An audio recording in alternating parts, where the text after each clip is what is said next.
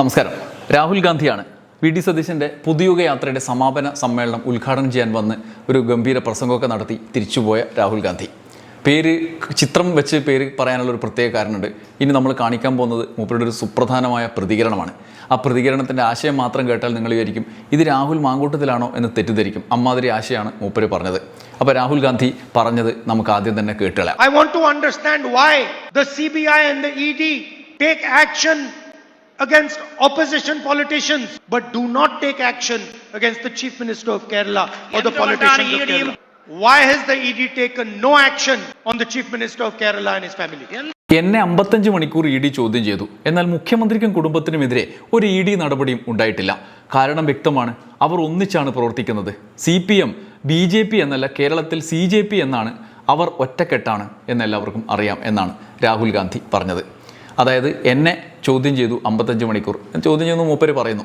അത് കഴിഞ്ഞ് പിണറായി വിജയൻ എന്തുകൊണ്ടാണ് പിടിച്ചുകൊണ്ട് പോകുന്നത്? കഴിഞ്ഞ ലോക്സഭാ തെരഞ്ഞെടുപ്പിൽ മൂപ്പര് വന്നിട്ട് പ്രിയങ്ക ഗാന്ധി ഒക്കെ വന്നിട്ട് ചോദിച്ചാണ്, അതിന് മുന്നേ വന്നിട്ട് ചോദിച്ചാണ് എന്താണ് അറസ്റ്റ് ചെയ്യാത്തത് എന്ന് ചോദിച്ച ചോദ്യമാണ്. ഇതേ ചോദ്യം രാഹുൽ ഗാന്ധിയും അദ്ദേഹത്തിൻ്റെ പാർട്ടിയും ഡൽഹിയിൽ ചോദിച്ചിരുന്നു. സാക്ഷാൽ അരവിന്ദ് കെജ്രിവാളിനെ എന്താണ് പിടിച്ചുകൊണ്ട് പോകാത്തതാണ്? അദ്ദേഹം ഇന്ത്യ മുന്നണിയുടെ ലീഡറാണ് എന്നൊന്നും പറഞ്ഞിട്ടൊരു കാര്യമില്ല. ഇമാതിരി ചോദ്യമാണല്ലോ ചോദിക്കുന്നത്. രാഹുലിൻ്റെ വാദത്തിൻ്റെ അടിസ്ഥാനത്തിൽ രാഹുലിനോട് ചില ചോദ്യങ്ങൾ നമുക്ക് ചോദിക്കാനുണ്ടാകും, ഓരോരുത്തർക്കും ഉണ്ടാകും.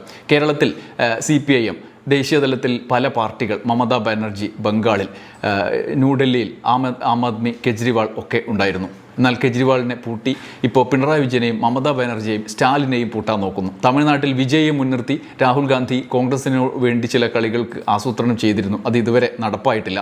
ഒടുവിൽ അവിടെ സീറ്റ് ബാർഗെയിൻ ചെയ്ത് കൂടുതൽ വാങ്ങിക്കുന്നു എന്നാണ് നമ്മൾ ഒടുവിൽ വരുന്ന വാർത്ത. ഇനി അഥവാ അങ്ങനെ വന്നില്ലെങ്കിൽ സ്റ്റാലിനെ എന്താണ് അറസ്റ്റ് ചെയ്യാത്തതെന്നും രാഹുൽ ഗാന്ധി തമിഴ്നാട്ടിൽ പോയി ചോദിച്ചേനെ. അപ്പോൾ രാഹുൽ ഗാന്ധി ചോദ്യം ചോദിക്കും. നമുക്ക് ഒരു 5 കാര്യം തിരിച്ച് എനിക്ക് ചോദിക്കാനുണ്ട്. ആ 5 ചോദ്യങ്ങളിൽ ഒന്നാമത്തേത്, എന്തുകൊണ്ടാണ് പിണറായി വിജയനെ അറസ്റ്റ് ചെയ്യാത്തത്, ED പിടിക്കാത്തത് എന്നാണ് ചോദിക്കുന്നത്. കേന്ദ്ര അന്വേഷണ ഏജൻസി കഴിഞ്ഞ നിയമസഭാ തെരഞ്ഞെടുപ്പിൻ്റെ കാലത്ത് 5 ഏജൻസികൾ കേരളത്തിൽ വന്ന് നിരങ്ങിപ്പോയതാണ്. എന്തിനാണ്? ഒന്നാമത്തേത്, മുഖ്യമന്ത്രി സ്വർണം കടത്തി, നയതന്ത്ര ബാഗേജ് വഴി സ്വർണം കടത്തി. മുഖ്യമന്ത്രിയുടെ നേതൃത്വത്തിൽ മുഖ്യമന്ത്രിയുടെ കുടുംബം, മകള് ഒക്കെ പിടിച്ചുകൊണ്ടുപോയി സ്വർണം കടത്തി എന്നാണ് പറഞ്ഞത്. എങ്ങനെയാണ്? ഒന്ന് ഈന്തപ്പഴം, അദ്ദേഹത്തിൻ്റെ കൂടെയുള്ള മന്ത്രിസഭാംഗങ്ങളെ അടക്കം മുൻനിർത്തിക്കൊണ്ട് ഈന്തപ്പഴത്തിൻ്റെ ഈന്തപ്പഴം ഇങ്ങനെ പൊട്ടിച്ചിട്ട് അതിൻ്റെ ഉള്ളിൽ കുരുവിന് പകരം സ്വർണം ഉരുട്ടിയിട്ട് അതിൻ്റെ ഉള്ളിൽ വെച്ചിട്ട് അത് ബാഗിലാക്കിയിട്ട് കേരളത്തിലേക്ക് കൊണ്ടുവന്നെന്നാണ് പറഞ്ഞത്. കേന്ദ്രത്തിലെ ഈ ഏജൻസികളെ, കസ്റ്റംസിനെയൊക്കെ കബളിപ്പിച്ച് കേരളത്തിൽ കൊണ്ടുവന്നു. എന്നിട്ട് അത് അന്വേഷിക്കാൻ വേണ്ടിയിട്ട് ആരാ വന്നത്? കേന്ദ്ര ഏജൻസികൾ. ഇതാണ് ഒന്ന്. രാഹുൽ ഗാന്ധിയുടെ ബുദ്ധി എത്രമാത്രം നിലവാരത്തിലുള്ളതാണെന്ന് ആ ആരോപണത്തിൻ്റെ തുമ്പിൽ പിടിക്കുമ്പോൾ തന്നെ നമ്മൾ ആലോചിച്ച് പോകും. രണ്ടാമത്തേത്, ബിരിയാണിക്ക് പകരം ബിരിയാണി ചെമ്പിൽ സ്വർണം വെച്ചിട്ട് ദുബായിൽ നിന്ന് ഇങ്ങോട്ട് കൊണ്ടുവന്നാണ് പറഞ്ഞത്. ബിരിയാണി ചെമ്പിൽ കൊണ്ടുവന്നു എന്നാണ് പറഞ്ഞത്. ഇതിനും ദേശീയ അന്വേഷണ ഏജൻസി വന്നു. ഏത് ഭയങ്കര എക്സ്പേർട്ടുകളായ അന്വേഷണ ഏജൻസി ബിരിയാണി ചെമ്പിൽ സ്വർണം കൊണ്ടുവന്ന് കണ്ടുപിടിക്കാൻ വേണ്ടിയിട്ട് വന്നു. മൂന്നാമത്തേത്, ഖുറാനിൽ, മുസ്ലിങ്ങളുടെ വിശുദ്ധ ഗ്രന്ഥമായ ഖുറാൻ്റെ ഉള്ളിൽ ഇങ്ങനെ ഈ 2 പേപ്പറിൻ്റെ ഇടയിൽ സ്വർണ്ണം ഇങ്ങനെ പരത്തി വെച്ചിട്ട് കൊണ്ടുവന്നു എന്നാണ് പറഞ്ഞത്. എന്നിട്ട് ആ KT ജലീലിനൊക്കെ എത്ര കാലം വിചാരണ ചെയ്തു. ഇമാതിരി കാര്യങ്ങൾക്ക് വേണ്ടിയിട്ട് 5 ഏജൻസികൾ ഇവിടെ വന്നു. എന്നിട്ടിപ്പോൾ ലൈഫ് പദ്ധതിയിലേക്ക് വരെ അന്വേഷണം കൊണ്ടുപോയി. ആ വടക്കാഞ്ചേരിയിൽ ഒരു ഫ്ലാറ്റ് ഉണ്ട്. ഇപ്പോൾ വയനാട്ടിലെയും കേരളത്തിലും മറ്റ് പലയിടങ്ങളിലും 5 ലക്ഷം വീടുകളിൽ ഉള്ള ലൈഫ് പദ്ധതികളിലെ വീട് പോലെ ജനം കയറി താമസിക്കേണ്ട വീട് അവിടെ കാട് പിടിച്ച് കിടക്കുന്നുണ്ട്. നിങ്ങളുടെ അനിൽ അക്കര അടക്കമുള്ള ആളുകൾ കേസ് കൊടുത്തിട്ട് കുഴപ്പത്തിലാക്കിയിട്ട്. ഇങ്ങനെ കേരളത്തിൽ 5 വർഷം മുമ്പ് നടത്തിയ കയറി ഇറങ്ങി നിരങ്ങിയ അന്വേഷണ ഏജൻസികളുടെ അന്വേഷണ റിപ്പോർട്ടൊന്നും രാഹുൽ ഗാന്ധി കണ്ടിട്ടില്ലേ? ഇതാണോ നിങ്ങളുടെ വിശ്വാസയോഗ്യമായ രാഷ്ട്രീയ പ്രചരണം എന്നുള്ളതാണ് ഒന്നാമത്തെ ചോദ്യം. രണ്ടാമത്തേത്, ഇതേ രാഹുൽ ഗാന്ധിയുടെ പാർട്ടിയുടെ PCC പ്രസിഡന്റാണ്, ഞാൻ തുടക്കത്തിൽ പറഞ്ഞ പോലെ, ഡൽഹിയിൽ അരവിന്ദ് കെജ്രിവാളിനെതിരെ മദ്യനയത്തിൻ്റെ പേരിൽ ഒരു ആരോപണം ഉന്നയിച്ച് പോലീസിൻ്റെ കേസെടുക്കാനും ദേശീയ അന്വേഷണ ഏജൻസിക്ക് വന്ന് കൈകാര്യം ചെയ്യാനും ഉള്ള പരിപാടി കൊടുത്തത്. CBI വന്നിട്ടാണ് അരവിന്ദ് കെജ്രിവാളിനെ ജയിലിലടച്ചത്. ഒരു സർക്കാരിൻ്റെ മുഖ്യമന്ത്രിയെ ജയിലിലടച്ചത്, 1 വർഷത്തിലധികം ജയിലിലടച്ചത്. ആ സർക്കാരിൽ ഉപമുഖ്യമന്ത്രിയെ 300 ദിവസത്തോളം ജയിലിലടച്ചത്, 1 വർഷത്തിൽ അധികം ജയിലിലടച്ചത്. ഈ കാലം അത്രയും ഇതൊക്കെ നോക്കി നിന്ന് അവിടെ ഒരു സുവർണാവസരം തെളിഞ്ഞു എന്ന് പറഞ്ഞ് കോൺഗ്രസ് അവിടെ പ്രചരണത്തിന് പോയി, BJPയും കോൺഗ്രസും. കാരണം അരവിന്ദ് കെജ്രിവാൾ ജയിലിലായല്ലോ, ആം ആദ്മി പോകില്ല, അപ്പോൾ പിന്നെ കോൺഗ്രസിന് കിട്ടുമല്ലോ എന്ന് വിചാരിച്ച് രാഹുൽ ഗാന്ധി അവിടെ പോയി നാട് നീള പ്രചരണം നടത്തി. അരവിന്ദ് കെജ്രിവാളിനെതിരെ അവിടുത്തെ എന്തോ കോർപ്പറേഷൻ്റെ മലിനജലം എന്നെല്ലാം പറഞ്ഞ് ഫേസ്ബുക്ക് വീഡിയോ വരെ ചെയ്ത് നമ്മുടെ പഞ്ചായത്ത് തെരഞ്ഞെടുപ്പിൻ്റെ തലത്തിലേക്ക് രാഹുൽ ഗാന്ധി വരെ അധപ്പതിച്ച് നിന്ന് പോയത് നമ്മൾ കണ്ടതാണ്. രാഹുൽ ഗാന്ധിയോട് നമുക്ക് ദേശീയ തലത്തിൽ ഇന്ത്യ മുന്നണിക്കൊപ്പം നിൽക്കുന്ന സമയത്ത് അദ്ദേഹം ഉയർന്ന നിലവാരം കാത്തു സൂക്ഷിക്കേണ്ട സമയത്ത് അത് കാത്തു സൂക്ഷിക്കേണ്ടി വരേണ്ട അനിവാര്യതയുണ്ട്. അത് രാഹുൽ ഗാന്ധിക്ക് അപ്പുറത്ത് അതിനൊപ്പം അണിനിരക്കുന്ന മുഴുവൻ രാഷ്ട്രീയ പാർട്ടികളുടെയും കൂടി ബലത്തിലാണ്. പക്ഷെ ഒറ്റയ്ക്കായി ഇമാതിരി ടീമിൻ്റെ കയ്യിൽ പെടുമ്പോൾ രാഹുൽ ഗാന്ധി ഇങ്ങനെ ആയിപ്പോവാണ്. കേരളത്തിൽ വന്നിട്ടും അങ്ങനെ ആയിപ്പോവാണ്. ഈ അരവിന്ദ് കെജ്രിവാളിനെ കുറ്റവിമുക്തനാക്കി എന്ന് മാത്രമല്ല, ഒരു തെളിവിൻ്റെ കണിക പോലും ഇല്ല എന്ന് പറഞ്ഞ് കോടതി വിധി വന്നിട്ട് ആ കോടതി വിധിയെക്കുറിച്ച് എന്താണ് രാഹുൽ ഗാന്ധിക്ക് പ്രതികരിക്കാനുള്ളത്? ഒരക്ഷരം മൂപ്പര് പറഞ്ഞോ? ഇല്ല. എന്നിട്ട് ഇനിയും അരവിന്ദ് കെജ്രിവാളിനെ എന്താണ് പിടിച്ചുകൊണ്ടു പോകാത്തത്, ശിക്ഷിക്കാത്തത് എന്ന ചോദ്യവുമായി അടുത്ത നിയമസഭാ തെരഞ്ഞെടുപ്പിൽ ഡൽഹിയിൽ വരാനുള്ള സാധ്യതയാണ് ഇപ്പോൾ കേരളത്തിൽ നിന്ന് കാണുന്നത്. പുതുയുഗ യാത്രയിൽ സതീശൻ നാടുനീളെ പറഞ്ഞു നടന്ന പരസ്പര വിരുദ്ധമായ കാര്യങ്ങളിലെ ചിലത് എടുത്ത് ഉദ്ധരിച്ച് സ്വയം കുരുക്കിലാക്കി ഈ ജനങ്ങൾക്ക് മുന്നിൽ പരിഹാസപാത്രമാകാൻ രാഹുൽ ഗാന്ധി തീരുമാനിച്ചത് എന്തടിസ്ഥാനത്തിലാണ്? ഈ ഡൽഹിയിലെ ആം ആദ്മിയുടെ അരവിന്ദ് കെജ്രിവാളിൻ്റെ ഒപ്പം മറ്റു പലയിടങ്ങളിലും ഇതുപോലെ ഉന്നയിക്കപ്പെടുന്ന മമതാ ബാനർജിയും ഒപ്പം BJPയും കൂടി ഒത്തുതീർപ്പാണെന്നാണ് മറ്റൊരു ബി ജെ പിയെ മുൻനിർത്തി കോൺഗ്രസ് നയിക്കുന്ന മറ്റൊരു ആരോപണം. ഇമാതിരി ആരോപണങ്ങളുടെ തേരിലേറി മുന്നോട്ട് പോകാനാണോ ഇനിയും രാഹുൽ ഗാന്ധി ഉദ്ദേശിക്കുന്നത്? ഇതാണ് രണ്ടാമത്തെ കാര്യം. മൂന്നാമത്തേത് ഇനി ഭരണപരമായ കാര്യം. ഭരണപരമായി ഇന്ത്യയിൽ CPM ഒരു സംസ്ഥാനത്താണ് ഭരിക്കുന്നത്, സ്റ്റാലിൻ ഒരു സംസ്ഥാനത്താണ്, ആം ആദ്മി ഒരു സംസ്ഥാനത്ത് മാത്രമായിരുന്നു, ബംഗാളിൽ മാത്രമാണ് തൃണമൂൽ മമതയുള്ളത്. എന്നാൽ കോൺഗ്രസ് ഒന്നിലധികം സംസ്ഥാനങ്ങളിൽ ഭരിക്കുന്നുണ്ട്. കേന്ദ്രത്തിൽ ദേശീയ BJP സർക്കാർ ദേശീയ തലത്തിൽ കൊണ്ടുവന്ന നിയമങ്ങൾ, പൗരത്വ നിയമം അടക്കമുള്ള നിയമങ്ങളുടെ ഗുരുതരമായ ദംഷ്ട്രകളിൽ അമർന്നു പോകുമെന്ന് ഭീതിപ്പെടുന്ന ഒരു സമൂഹം ഇന്ത്യയിലുണ്ട്. ആ സമൂഹത്തിനനുസൃതമായി ഒരു നിയമനിർമ്മാണം കൊണ്ടുവന്ന സ്റ്റേറ്റാണ് കേരളം. നേറ്റിവിറ്റി കാർഡ് നിയമം പാസ്സാക്കിയ നിയമസഭയാണ് ഇത്. പൗരത്വ നിയമത്തിനെതിരായ നിയമസഭാ പ്രമേയം പോട്ടെ, അത് കേരളത്തിൽ പാസ്സാക്കിയിട്ടുണ്ട്. വേറെ എവിടെ കോൺഗ്രസിൻ്റെ എത്ര സംസ്ഥാനം പാസ്സാക്കിയിട്ടുണ്ടെന്ന് രാഹുൽ ഗാന്ധി ഇപ്പോൾ പറയണ്ട. പക്ഷേ ഇത് പറയണം. ഇതിനെ മറികടക്കാൻ കേരളത്തിൻ്റെ മക്കൾ ഈ സംസ്ഥാനത്ത്, ഈ രാജ്യത്തിനകത്ത് തന്നെ ജീവിക്കണം എന്നുള്ള മുൻ ധാരണയോടുകൂടി, ഈ വളരെ ദീർഘവീക്ഷണത്തോടുകൂടി കേരള സംസ്ഥാനത്തിൻ്റെ ചരിത്രത്തിലെ അത്യപൂർവമായ ഒരു നിയമനിർമ്മാണം നടത്തിയ സമയമാണിത്. അത് നടപ്പിലായ സമയമാണ് കേരളത്തിലെ നേറ്റിവിറ്റി കാർഡ് നിയമം. രാഹുൽ ഗാന്ധിയുടെ രാഷ്ട്രീയ പാർട്ടി, അദ്ദേഹം ലോക്സഭാ പ്രതിപക്ഷ നേതാവാണ്, പാർലമെൻ്ററി പാർട്ടി നേതാവാണല്ലോ. അദ്ദേഹത്തിൻ്റെ പാർട്ടി ഭരിക്കുന്ന എത്ര സംസ്ഥാനത്ത് ഇമാതിരി ഒരു നിയമം കൊണ്ടുവന്നിട്ടുണ്ട് എന്ന് അദ്ദേഹം ആലോചിക്കണം. ഇത് കൊണ്ടുവരുന്നതോടെ ദേശീയ BJP സർക്കാരിൻ്റെ കണ്ണിലെ കരടാവുകയാണ് ആ സംസ്ഥാന സർക്കാർ. കാരണം ആ സ്റ്റേറ്റിൻ്റെ നിയമം, അങ്ങനെ ഒരു നിയമം കൊണ്ടുവരുമ്പോൾ ദേശീയ തലത്തിൽ കേന്ദ്ര സർക്കാർ കൊണ്ടുവന്നൊരു നിയമത്തിന് ഒരു ചെക്ക് വെക്കുകയാണ്. ഇതാ ഞങ്ങളുടെ ഒരു നിയമം, ഇതിന് പ്രകാരം പൗരനായ ആളുകളെ ചോദ്യം ചെയ്യാൻ നിങ്ങൾക്ക് കഴിയില്ല എന്നൊരു ചെക്ക് വെക്കുകയാണ്. അതിൽ മുട്ടുവിറക്കാത്ത എത്ര കോൺഗ്രസ് സർക്കാരുകളുണ്ട്? ഉണ്ടെങ്കിൽ എന്തുകൊണ്ട് സമാനമായൊരു നീക്കം അവരുടെ സർക്കാർ ചെയ്തില്ല? അതിൽ രാഹുൽ ഗാന്ധിക്ക് എന്ത് ഉത്തരവാദിത്തമാണുള്ളത്? അത്തരം വാക്യങ്ങൾ, പൗരത്വ നിയമമടക്കം രാഷ്ട്രീയ മുദ്രാവാക്യങ്ങളാക്കി ഫലവത്തായ ഒരു നിഗമനത്തിലേക്കും തീരുമാനത്തിലേക്ക് എത്താൻ വേണ്ടിയിട്ടുള്ള നിർദ്ദേശങ്ങൾ എന്തുകൊണ്ട് രാഹുൽ ഗാന്ധി കൊടുക്കാൻ തയ്യാറാകുന്നില്ല? ആരെ പേടിച്ചിട്ടാണ് എന്നുള്ളതാണ് ചോദ്യം. ഒപ്പം ഇപ്പോൾ രാഹുൽ ഗാന്ധി പറഞ്ഞ 5 ഉറപ്പുകളുണ്ട്. അതിലൊന്ന് 3000 രൂപ ക്ഷേമ പെൻഷൻ കൊടുക്കുമെന്നാണ്. എത്ര കോൺഗ്രസ് സർക്കാരുകൾ ദേശീയ തലത്തിൽ മറ്റ് സംസ്ഥാനങ്ങളിൽ അത്ര കൊടുക്കുന്നുണ്ട്? കേരളത്തിൽ തന്നെ 18 മാസം മുടങ്ങി നിന്ന ക്ഷേമ പെൻഷനുകളുടെ ചരിത്രമാണ് നമുക്ക് മുന്നിലുള്ളത്. അത് പിന്നീട് വന്ന കഴിഞ്ഞ 10 വർഷത്തിനിടയിലാണ് 1000ഉം 1500ഉം 2000 വരെ എത്തിച്ചത്. 2500ലേക്ക് ആക്കിയിട്ടില്ല. പക്ഷേ 2500ലേക്ക് ആക്കാതെ ഇരിക്കാനുള്ള ന്യായം ഈ സർക്കാർ നിരന്തരം പറയുന്നുണ്ടായിരുന്നു. കേന്ദ്ര സർക്കാർ കേരളത്തിനോട് കാണിച്ച സാമ്പത്തിക ഉപരോധം, അതിനെതിരെ രാഹുൽ ഗാന്ധി എന്തുമാത്രം പ്രതികരിച്ചിട്ടുണ്ട്? കേരളം അദ്ദേഹത്തിൻ്റെ കൂടി പാർട്ടി പ്രതിപക്ഷത്തിരിക്കുന്ന ഒരു സംസ്ഥാനമാണല്ലോ. അതിനെതിരെ എന്തുമാത്രം പ്രതികരിച്ചിട്ടുണ്ട്? ഒരു സമരമെങ്കിലും നടത്താൻ ഇവിടുത്തെ രാഷ്ട്രീയ പാർട്ടികൾക്കൊപ്പം തയ്യാറായോ എന്നുള്ളതാണ്. നാലാമത്തേതാണ് ഈ വീഡിയോയിൽ ഏറ്റവും സുപ്രധാനമായ ചോദ്യം. അത് കഴിഞ്ഞ ലോക്സഭാ തെരഞ്ഞെടുപ്പ് കാലത്ത് നിരന്തരം മുഴങ്ങിയതും നമ്മളത് മുന്നോട്ട് വെച്ചതുമായ ഒരു കാര്യമാണ്.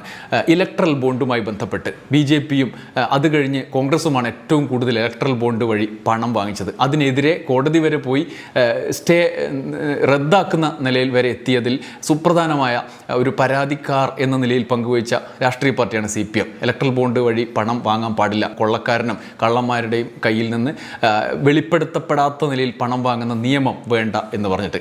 എന്നാൽ അങ്ങനെ പണം വാങ്ങുകയും അത്തരം പണം വാങ്ങിയ ആളുകളുടെ കേസുകളടക്കം ഒതുക്കി കൊടുക്കുകയും ചെയ്ത കാഴ്ച നമ്മുടെ മുമ്പിൽ ഇഷ്ടം പോലെയുണ്ട് ഈ ഇലക്ട്രൽ ബോണ്ടിൻ്റെ വിശദാംശങ്ങൾ വന്നപ്പോൾ. ആ കാലത്ത് ഇപ്പോൾ രാഹുൽ ഗാന്ധി 55 മണിക്കൂർ രാഹുൽ ഗാന്ധിയെ ചോദ്യം ചെയ്തു നാഷണൽ ഹെറാൾഡ് കേസിൽ. അതേസമയം രാഹുൽ ഗാന്ധിയുടെ അളിയൻ റോബർട്ട് വദ്രയുടെ ഒരു കേസ് ഇങ്ങനെ ശൂന്യാകാശത്ത് ഇല്ലാതാവുകയും ചെയ്തു. അന്ന് അതിൻ്റെ മുന്നോടിയായി രാഹുൽ ഗാന്ധിയുടെ അളിയൻ കൊടുത്ത, അദ്ദേഹത്തിൻ്റെ കമ്പനി കൊടുത്ത ഇലക്ട്രൽ ബോണ്ടിലേക്കുള്ള തുകയും ഈ നാഷണൽ ഹെറാൾഡ് കേസിൽ രാഹുൽ ഗാന്ധിയെയും സോണിയാഗാന്ധിയുടെയും റോബർട്ട് വദ്രയുടെയും അടക്കമുള്ള മറ്റ് കേസുകളടക്കം മുങ്ങിപ്പോകുന്നതിൽ BJPയുമായി എന്തെങ്കിലും CJP ബന്ധം ഉണ്ടോ എന്നുള്ള ചോദ്യം, കോൺഗ്രസ് ജനതാ പാർട്ടി ബന്ധമുണ്ടോ എന്നുള്ള ചോദ്യം നമുക്ക് പല ഘട്ടത്തിൽ ഉന്നയിക്കപ്പെട്ടതാണ്, നമ്മുടെ ഉള്ളിൽ വന്നതാണ്. അന്ന് ലോക്സഭാ തെരഞ്ഞെടുപ്പിൽ ന്യൂസ് അറ്റ് ന്യൂസിൽ ചോദിച്ച ആ ചോദ്യം, ആ കണക്കുകൾ വെച്ചുള്ള ഒരു ചോദ്യം വീണ്ടും ആവർത്തിച്ച ആ വീഡിയോയുടെ ഭാഗം ഞാൻ നിങ്ങളുടെ മുമ്പിൽ അവതരിപ്പിക്കാം. പുറത്തു വന്ന രേഖകൾ പ്രകാരം ഇലക്ട്രൽ ബോണ്ടിൻ്റെ ചില കണക്കുകളാണ്. BJPക്ക് വേണ്ടി DLF എന്നൊരു കമ്പനി, പ്രിയങ്ക ഗാന്ധി കേട്ടിട്ടുണ്ടാവും, ബോണ്ടിലൂടെ DLF രഹസ്യ സംഭാവന BJPക്ക് മാത്രമേ നൽകിയിട്ടുള്ളൂ. 170 കോടി രൂപ. 2000 കോടിയിലേറെ പ്രവർത്തന ലാഭമുള്ള കമ്പനി മറ്റൊരു പാർട്ടിക്കും ഇലക്ട്രൽ ബോണ്ട് നൽകിയിട്ടില്ല. പ്രിയങ്ക ഗാന്ധിയുടെ പങ്കാളി റോബർട്ട് വദ്രയുമായി നടത്തിയ ഭൂമി ഇടപാടിൻ്റെ പേരിൽ BJP വമ്പൻ ആരോപണങ്ങൾ ഉയർത്തി രംഗത്തെത്തിയിരുന്നതാണ് ഈ കമ്പനിക്കെതിരെ. യൂട്യൂബിൽ അടിച്ചാൽ നരേന്ദ്രമോദിയുടെ പ്രസംഗങ്ങളൊക്കെ കേൾക്കാം. ആർക്കെതിരായിട്ടുള്ളതാണ്? മരുമകൻ, അളിയൻ എന്നൊക്കെ വിളിക്കുന്ന റോബർട്ട് വദ്രയ്ക്കെതിരായിട്ടുള്ള പ്രസംഗങ്ങൾ. 2008 വദ്രയുടെ കമ്പനിയുമായി നടത്തിയ ഭൂമി ഇടപാടിൽ കള്ളപ്പണം വെളുപ്പിച്ചു എന്നായിരുന്നു മുഖ്യ ആരോപണം. വദ്രയെയും DLFനെയും പ്രതികളാക്കി ഹരിയാനയിലെ BJP സർക്കാർ 2018 കേസെടുത്തു.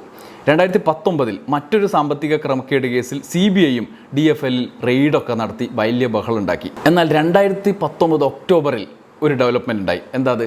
ഇലക്ട്രൽ ബോണ്ട് രേഖകൾ പ്രകാരം നമുക്ക് ആ വിവരം കിട്ടും. ആദ്യത്തെ ബോണ്ട് DLF വാങ്ങി. തുടർന്ന് 3 വർഷങ്ങളിൽ DLF BJPക്ക് ബോണ്ടിലൂടെ ഇങ്ങനെ വാങ്ങി രഹസ്യ സംഭാവന നൽകി.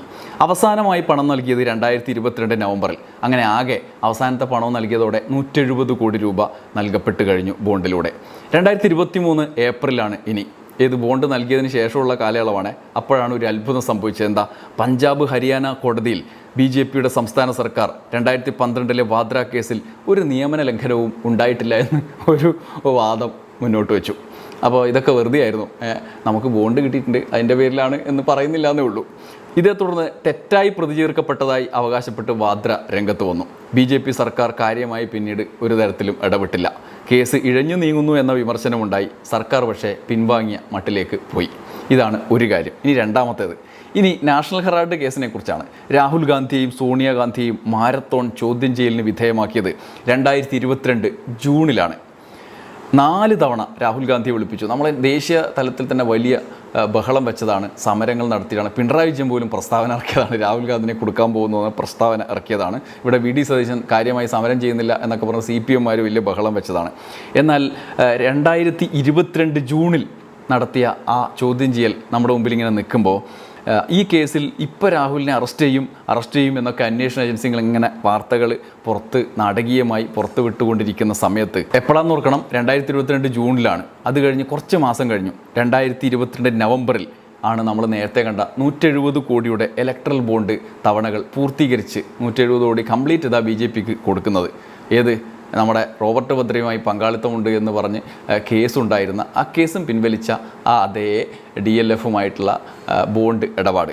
നാഷണൽ ഹെറാൾഡ് കേസിൽ ഇതിന് പിന്നെ ശേഷം നടപടിയൊന്നും ഉണ്ടായില്ല. ഈ ഇലക്ട്രൽ ബോണ്ട് കണക്ക് കേട്ടപ്പം നിങ്ങൾക്ക് തോന്നില്ലേ, ആരാണ് ഇന്ത്യ മുന്നണിയെ ഒറ്റുകൊടുത്തത്? ആരാണ് യഥാർത്ഥത്തിൽ CJP, കോൺഗ്രസ് ജനതാ പാർട്ടിയാണോ എന്നുള്ള ചോദ്യം നിങ്ങളുടെ ഉള്ളിൽ തോന്നില്ലേ? ഇനി അഞ്ചാമത്തെ ചോദ്യം, ജോൺ ബ്രിട്ടാസ് പാർലമെൻറ്റിൽ രാഹുൽ ഗാന്ധിക്ക് വേണ്ടി കഴിഞ്ഞ തവണ ഈ പാർലമെൻറ്റ് സെഷനിൽ ആദ്യഘട്ടത്തിൽ തന്നെ വാദിച്ചത് ജോൺ ബ്രിട്ടാസ് ആണ്. നിങ്ങൾക്കറിയാലോ, പ്രധാനപ്പെട്ട ഒരു ശബ്ദം രാജ്യസഭയിൽ ഉയർന്നത്. പ്രതിപക്ഷത്തിൻ്റെ നേതാവിൻ്റെ സംസാരിക്കാനുള്ള അവസരങ്ങളെ കട്ട് ചെയ്യുന്ന സമയത്ത് നിരന്തരം തടയുമ്പോൾ രാഹുൽ ഗാന്ധി സംസാരിക്കാൻ അനുവദിക്കാത്തതിനെതിരെ പ്രതിഷേധിച്ച ഒരു ശബ്ദം CPMൻ്റെ രാജ്യസഭ നേതാവ് കൂടിയായ ജോൺ ബ്രിട്ടാസിൻ്റേതാണ്. രാഹുൽ ഗാന്ധിയുടെ പ്രസംഗത്തിന് ശേഷം ജോൺ ബ്രിട്ടാസ് ഒരു ഫേസ്ബുക്ക് കുറിപ്പിട്ടിട്ടുണ്ട്. അതും കൂടി അഞ്ചാമത്തെ ചോദ്യമായി ഞാൻ മുന്നോട്ട് വെക്കുകയാണ്. ഇന്ത്യ മുന്നണി നേതാവും ലോക്സഭാ പ്രതിപക്ഷ നേതാവുമായ രാഹുൽ ഗാന്ധി കേരളത്തിൽ വരുമ്പോഴെല്ലാം അദ്ദേഹത്തിന് ഒരേ ഒരു അജണ്ടയെ പറയാനുള്ളൂ, മുഖ്യമന്ത്രി പിണറായി വിജയൻ എന്തുകൊണ്ട് ED അറസ്റ്റ് ചെയ്യുന്നില്ല എന്ന്. മുഖ്യമന്ത്രി എന്ത് കുറ്റമാണ് ചെയ്തതെന്നോ എന്തിൻ്റെ അടിസ്ഥാനത്തിലാണ് EDയോ CBIയോ അദ്ദേഹത്തെ അറസ്റ്റ് ചെയ്യേണ്ടതെന്നോ വ്യക്തമാക്കാൻ രാഹുൽ ഗാന്ധിക്ക് സാധിക്കുന്നില്ല. എങ്കിലും ഇടതുപക്ഷത്തിനെതിരെയുള്ള BJPയുടെ അടിസ്ഥാനരഹിതമായ ആരോപണങ്ങൾ ആവർത്തിച്ചുന്നയിച്ച് പിണറായി വിജയനെ അറസ്റ്റ് ചെയ്യണമെന്ന് പറയാൻ അദ്ദേഹത്തിന് വല്ലാത്ത ആവേശമാണ്. ഒരുപക്ഷെ അദ്ദേഹത്തിൻ്റെ സംഘടനാ ജനറൽ സെക്രട്ടറി തയ്യാറാക്കി നൽകിയ തിരക്കഥയാകാം. നാഷണൽ ഹെറാൾഡ് കേസ് പോലുള്ള കേസുകളിൽ ED മണിക്കൂറുകളോളം തന്നെ ചോദ്യം ചെയ്തു എന്ന് അദ്ദേഹം അവകാശപ്പെടാറുണ്ട്. എന്നിട്ട് എന്തുകൊണ്ടാണ് അദ്ദേഹം അറസ്റ്റ് ചെയ്യപ്പെടാത്തത്? BJP നേതൃത്വവുമായുള്ള അവിശുദ്ധ കൂട്ടുകെട്ടുകൊണ്ടാണോ അത്? ഇലക്ട്രൽ ബോണ്ടുകൾ വഴി 170 കോടി രൂപ തൻ്റെ സഹോദരി ഭർത്താവായ റോബർട്ട് വദ്ര BJPക്ക് നൽകിയത് എന്തിനാണ് പ്രതിപക്ഷ നേതാവെ? തുടർന്ന് വദ്രയ്ക്കെതിരായ കേസുകൾ അപ്രത്യക്ഷമാകുന്നതിനും വിവാദ ഇടപാടുകളിൽ ക്ലീൻ ചിറ്റ് ലഭിക്കുന്നതിനും കാരണം എന്താണ്?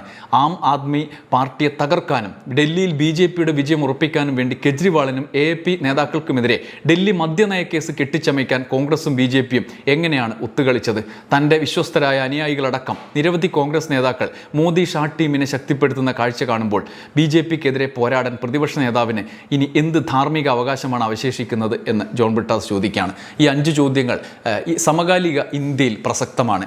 BJPക്കെതിരെ കരുത്തുറ്റ വിരുദ്ധ ബോധം രാജ്യത്താകെ വ്യാപിക്കുമ്പോൾ അതിനെ അട്ടിമറിക്കും വിധത്തിൽ അതിനൊപ്പം നിൽക്കുന്ന കക്ഷികളെ, ചെറു കക്ഷികളെ അതത് നാട്ടിൽ പോയി ഇല്ലാതാക്കും വിധത്തിൽ ഒറ്റുകൊടുക്കുന്ന പണി രാഹുൽ ഗാന്ധി കേരളത്തിൽ വന്നും ചെയ്യാൻ തുടങ്ങിയിട്ട് കുറച്ചു കാലമായി. പക്ഷേ ഈ നിയമസഭാ തെരഞ്ഞെടുപ്പിന് മുന്നോടിയായി VD സതീശൻ്റെ പുതിയ യാത്രയുടെ സമാപന സമ്മേളനത്തിൽ ആ പണി വീണ്ടും അദ്ദേഹം ആരംഭിച്ചു എന്ന് വേണം കരുതാൻ. ഇനി അങ്ങോട്ടും ഇങ്ങനെ പോകണോ വേണ്ടയോ എന്ന് രാഹുൽ ഗാന്ധി തീരുമാനിക്കട്ടെ. നമുക്ക് കാത്തിരിക്കാം. നന്ദി, നമസ്കാരം.